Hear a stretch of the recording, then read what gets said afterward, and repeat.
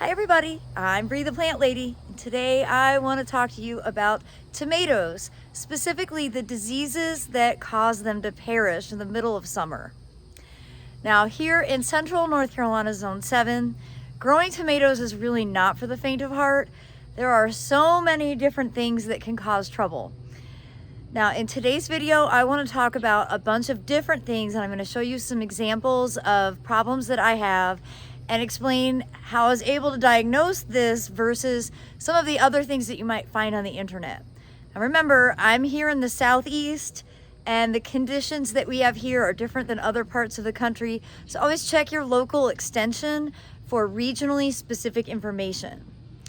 But as you can see behind me, I've got some tomatoes that are showing classic signs of wilt. And no, that soil is not dry. And you know how I know that? We had 5.5 inches of rain over the weekend.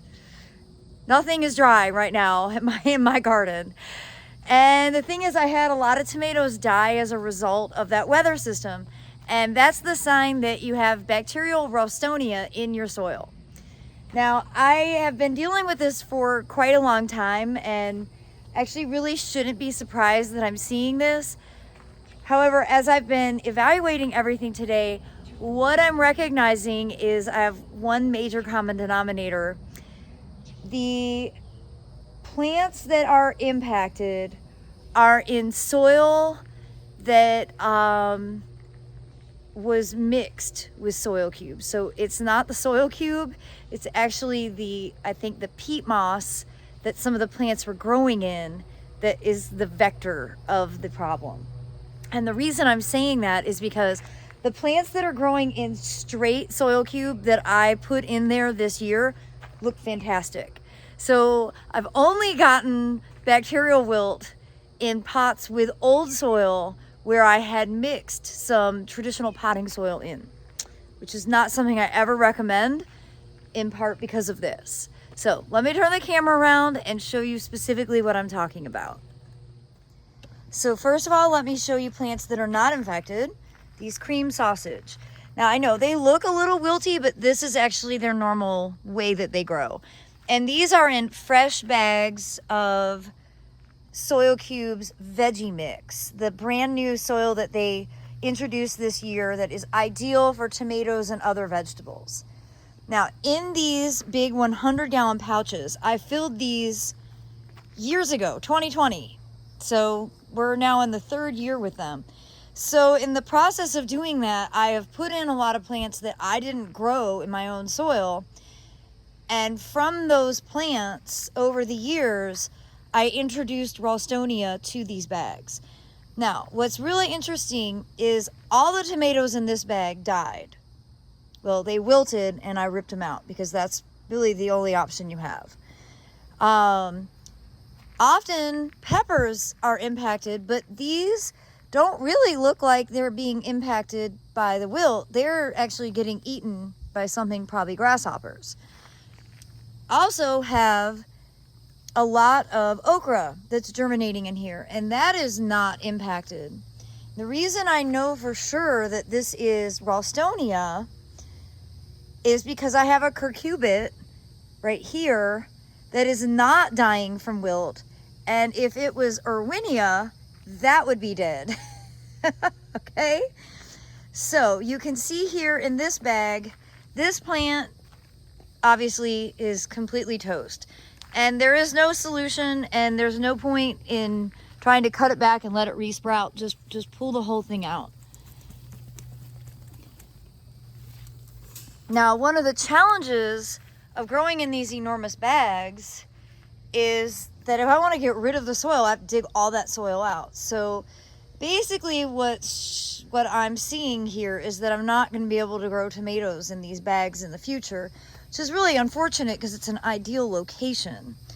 But this is just the way it works with wilt. And unfortunately, I'm seeing, though these plants look really healthy, I'm seeing wilt on some of these lower leaves, and by tomorrow, like, that plant is already on its way out. So I might as well just rip it out. It's not going to recover. There's nothing you can do. Once you get the wilt, that's it. It's going to die.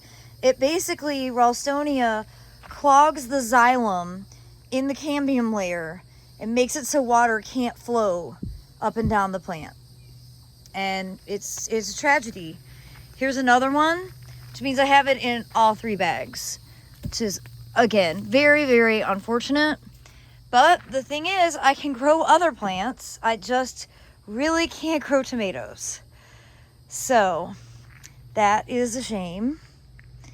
But I'm relieved to show you that the pots that are fresh soil cube are not impacted. Remember, this is the veggie mix that are in these white grow bags here. So that's a great thing. I ended that last segment with that's a great thing. There's nothing great about having wilt on your tomatoes, okay? It's definitely part of the reason that I'm like less and less motivated to grow them. But then every year I get excited and I think, no, this is the year. Now, this plant I'm really sad about. I'm not going to pull it out until tomorrow. But this is a beautiful Mr. Stripey. I've been harvesting a lot of tomatoes off of it, and they're beautiful, and the tomatoes are delicious. And it was perfectly fine yesterday. Now, this was the first tomato that I planted, and I bought this. I thought it was a grafted heirloom. It's not. I found the label. And I actually bought this from Piedmont Feed and Garden Center. And I planted it in this pot. And honest to God, I don't remember the last time I changed that soil. So I'm really making this video as a reminder to myself that I always say, you don't have to take your soil out of your pots unless you have a disease. I have disease in some of my containers. I need to remove the soil and put fresh in. The thing is, I'm still pretty well convinced that the reason that I have the Ralstonia in the pot to begin with is from buying plants that were infected from a nursery. Now, I can't prove that. And honestly, I don't know how many years ago I would have gotten the infection because, well, it's pretty widespread. And I have it not only now in containers, but I've all over in the ground, which is why I don't grow any tomatoes in the ground here. Well, that and the root knot nematodes. But I'm definitely disappointed. Now, this plant has another problem, though, going on with it. So let me turn the camera around and show you. So over the weekend, I was down in Aiken. I visited my good friend Jenks Farmer, and he was like, Bree, what's going on with my tomatoes? They're all like gross on one side. Now, in part, that could have been sun scald, but it's not. This is actually caused, well, I think this is actually caused by 2 things. There is a caterpillar that has bored in here because I didn't treat this with BT. And then additionally, I have stink bugs that are basically sucking on the fruit. So you see there's one right there. And as the fruit matures, and they're all over it, and since this has wilt, I'm going to go ahead and just harvest it. Look, the stink bug, okay, it just came off. So the stink bugs are causing this, oh, hang on. It went too far out. There we go. Are causing that kind of weird, rough scab at the top. But then they also cause discoloration all over the fruit. And there's nothing you can do about adult stink bugs other than hand removal. And honestly, I don't know what your plan is because you remove them and they fly right back. Now, here's another example of showing you stink bug damage. And you see, in this case, hang on, I don't have enough hands. You see, again, in this case, they've basically made it just rot. And yeah, there isn't like a magic chemical or a spray that you can apply. And it is very frustrating and it's very defeating because, you know, you work hard to keep your tomatoes going and you see, that isn't going to recover. It's just going to rot. Now, that is not blossom end rot. I'm going to show you blossom end rot. That is actually caused from irregular watering. This is stink bug damage. And I'll just confess to all of you, I'm basically in the habit now of harvesting a lot of my tomatoes when they're still green, because they will ripen inside, and you run a lot less risk of insects or disease damaging your fruit. You know, like, I don't grow tomatoes because I like the plant. I grow tomatoes because I want to harvest the fruits. And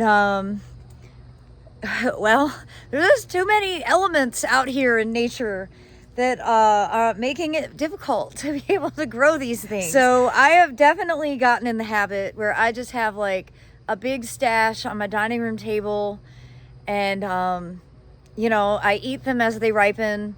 Hopefully I'll have enough to be able to make a big batch of salsa, a couple big batches of sauce, but we'll see. Because now that wilt is setting in, I mean, it's literally like you wake up and every day you lose more plants. And it's just the reality of gardening in the Southeast. All right, well, here at the Tower Garden, I thought everything was going really well, and I was actually really excited when I saw my first ripe tomato. Now, I thought I planted Cherokee Purple in here, so, you know, I don't know. These were purchased from the farmer's market.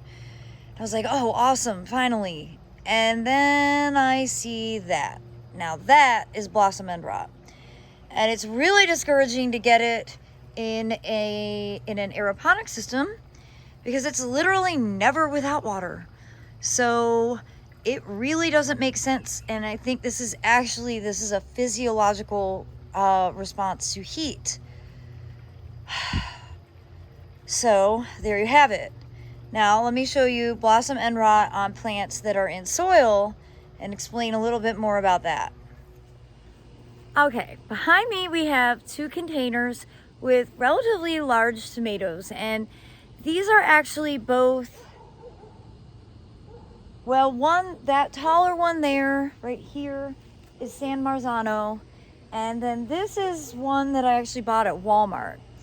And actually the Walmart plant, which is obviously like some new cherry variety that's kind of like for the patio, has been one of the only ones that's been totally problem-free.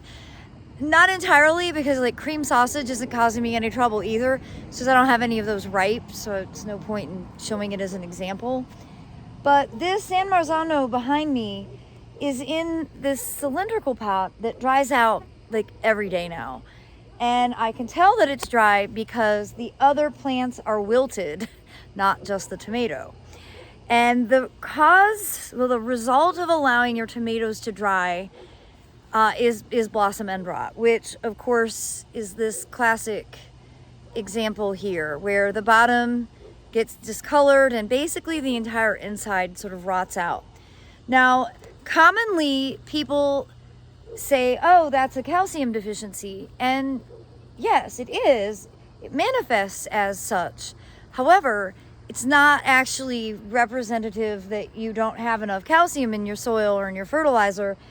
It's actually a physiological reaction to there being too wet or too dry, or a combination of the two, just inconsistent moisture that makes the plant incapable of absorbing calcium.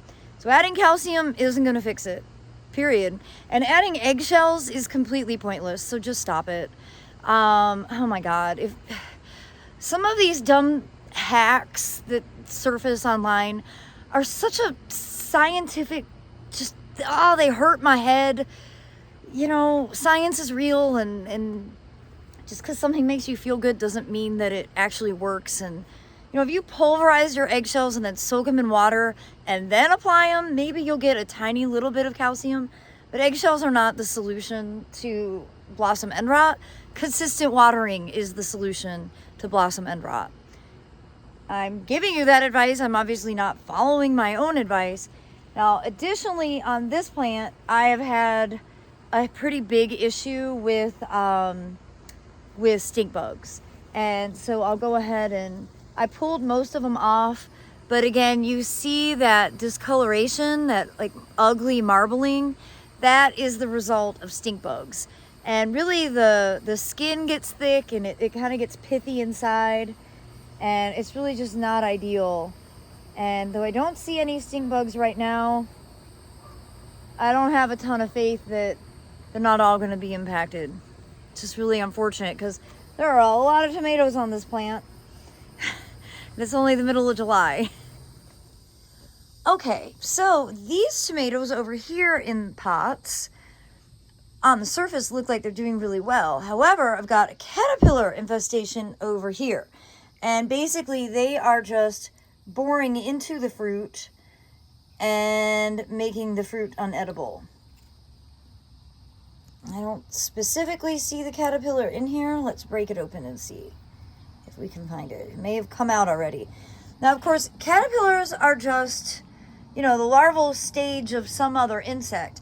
And I'm fairly certain that the caterpillars that are getting into these tomatoes are from a moth, because I saw a moth hovering around over here.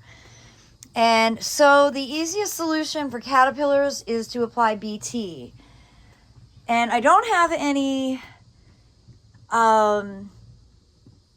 tomato hornworms, which are kind of more the large traditional tomato problem, but I seemingly have a lot of whatever caterpillar it is that's doing this, because they're basically getting into all of these fruit.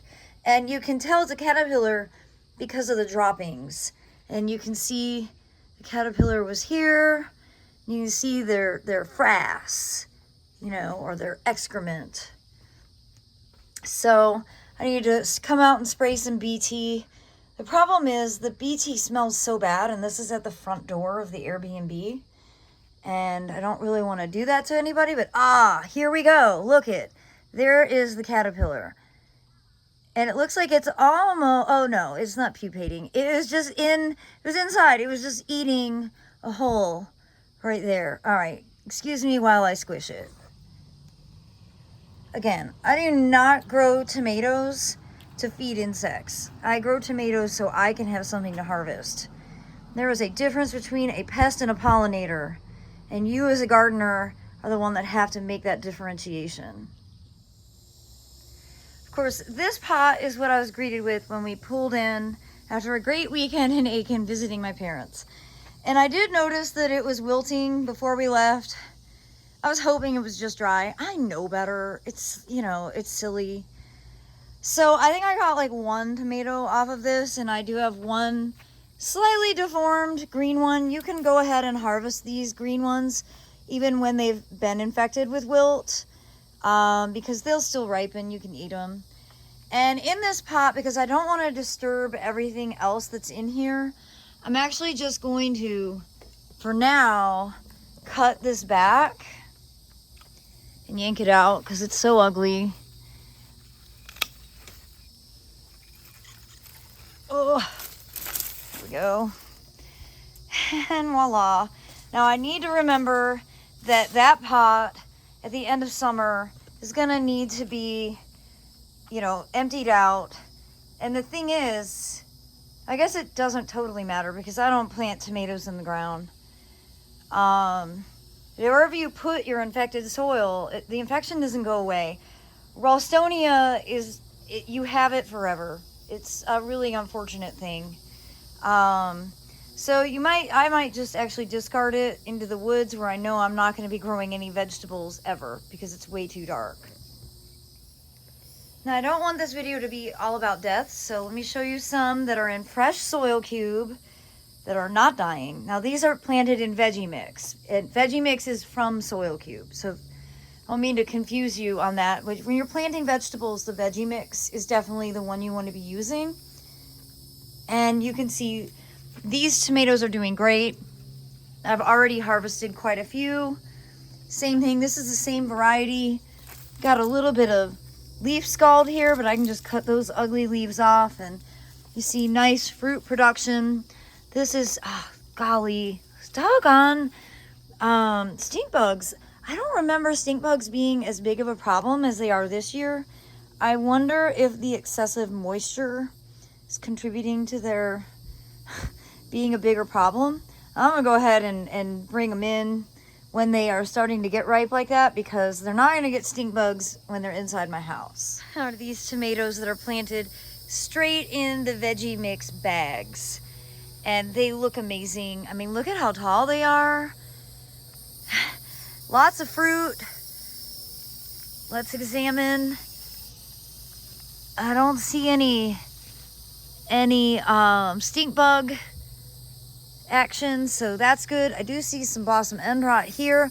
When you have blossom end rot, there's no point in letting that fruit mature. Just pull it off and throw it away.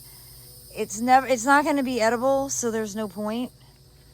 And again, like I said, that's caused from uneven watering, and sometimes you don't have control over that. Sometimes you get 5 inches of rain in one day because the weather is crazy. But I am very relieved to show you that literally here in the same place. So Ralstonia is not spread in the air. It is a soil-borne pathogen. You either have it in your soil or you don't. So here in the veggie mix bags that were distributed this spring, these are actually what we sold at the spring open garden. No problems, no disease whatsoever. In old soil where I have been mixing things, I have already lost a tomato in this pot. And then I know hope springs eternal, but not really. I know this plant is on its way out. And again, that is because that's old potting soil and it is not soil cube. And I might go ahead, because those nasturtiums are looking worse for wear, I might go ahead and when this officially dies, probably tomorrow, just pull the whole thing out, put fresh soil in, and repot the container. Then I will know that at least that one pot is dealt with for the season. So how did I identify that it was Ralstonia, not southern blight or tomato spotted wilt virus? And the answer is I did some Google sleuthing. I literally typed into Google, why are my tomatoes dying in North Carolina in July? And I got all the disease things that it could be, and then I came out and made the assessment. And the bottom line is, southern blight is also soil-borne, but it basically looks like a fungus at the base of the stem and into your soil and onto the roots. And none of my plants have that.